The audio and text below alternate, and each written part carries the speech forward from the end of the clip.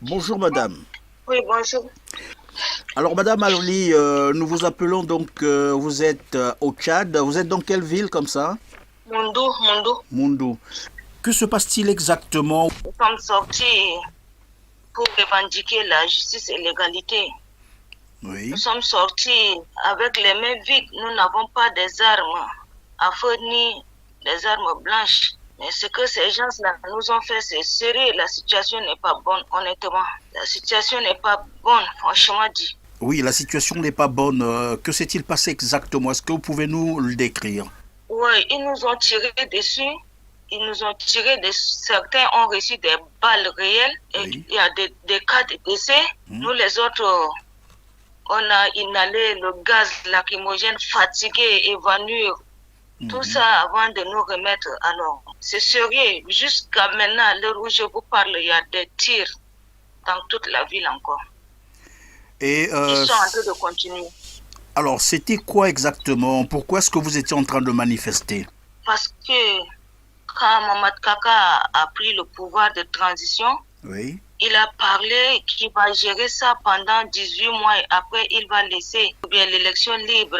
Et nous avons vu qu'ils ont créé un truc de dialogue. Et leur dialogue qui a duré 45 jours, il n'y a rien de bon là-dedans. Finalement, on a dit que c'est monologue parce que c'est ce qu'eux, ils disent d'abord, les gens vont travailler avec. Ils ont formé le gouvernement entre eux sans l'avis du peuple tchadien aussi. Oui. Et c'est entre eux là-bas, leur royaume, leur tribu, là, c'est entre eux, ils se sont partagés aussi des postes. Et c'est ça que le délai est arrivé. Ils ont dit encore qu'ils vont le reconduire encore. C'est entre eux, ils ont pris même cette décision de le reconduire encore. Et c'est là où le peuple a dit non.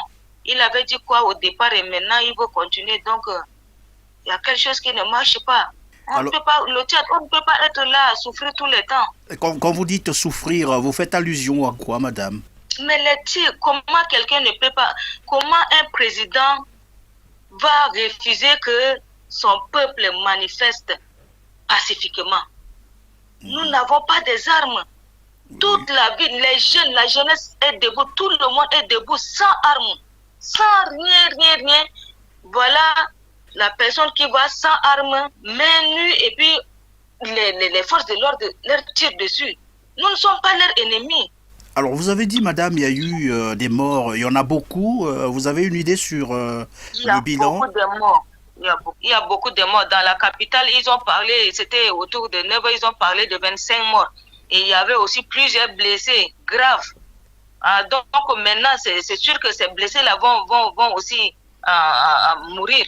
Ils sont entre la vie et la mort. Il y a beaucoup maintenant, même ici à Mondou, il y a beaucoup de cas de décès à la morgue. Moi j'ai aspiré beaucoup de gaz, donc je n'ai pas de force et je suis là, je me suis retrouvée là, comme ça. Madame, vous confirmez que ce sont les agents de la sécurité qui ont tiré sur les populations civiles.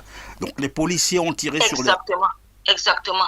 Eux, ils se sont bien masqués et ils tirent à balles réelles et ils jettent les gaz lacrymogènes sur les gens. Les petits-enfants, leur sort est sérieux. Les personnes malades, les vieilles personnes, ça ne va pas du tout. La ville, là, toute la ville maintenant, là où nous sommes, là, ça ne tient pas. Franchement, Alors, rien ne marche. à l'heure où je suis en train de vous interviewer, madame, quelle est donc l'atmosphère maintenant là où nous parlons? Est-ce que ça s'est calmé ou bien ça continue toujours à tirer? Non, la jeunesse est résistante. La jeunesse dit que mieux de mourir. Ça veut dire que ça continue Et maintenant? en train de marcher en chantant l'hymne national, ça continue l'hymne national. Il y a les tirs. Si vous m'écoutez bien, il y a les tirs. Il y a les tirs là. Ils sont là juste